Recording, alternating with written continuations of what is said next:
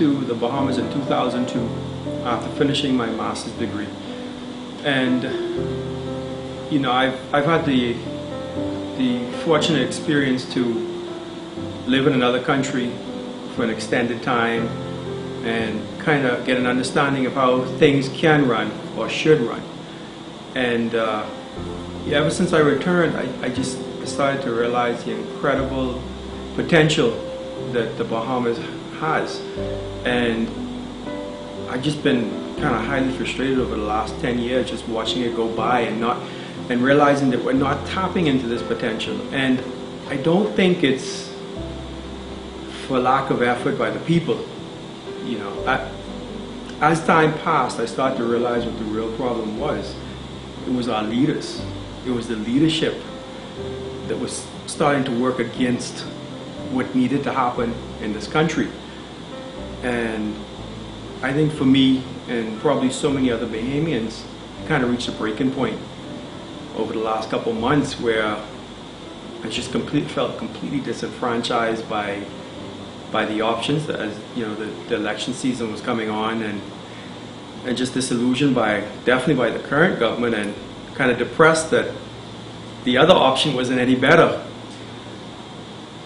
And it's just watching so much things happen around me, watching how many decisions that the government made that directly affected the Bahamian people in a negative way, or so many decisions that the government did not make that could have positively affect so many Bahamians in this country. And like I said, it just reached a breaking point for me. I voted a few times, and I think this would have been the first voting season where I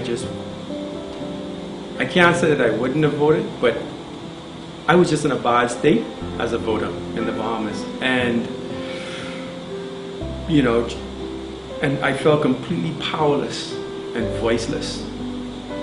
I didn't know where to turn. If I had an issue, if I had a complaint, if there was something that I know needed to be done, there was no avenue.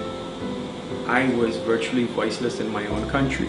I applaud and I admired, and I'm grateful for the step that Mr. McCartney did when he resigned.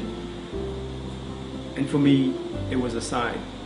When Mr. McCartney did what he did, when he showed the type of courage to basically put his whole political career on the line for what he believed in, it was a sign for me. I knew whether I liked it or not, it was time for me to do what I had to do.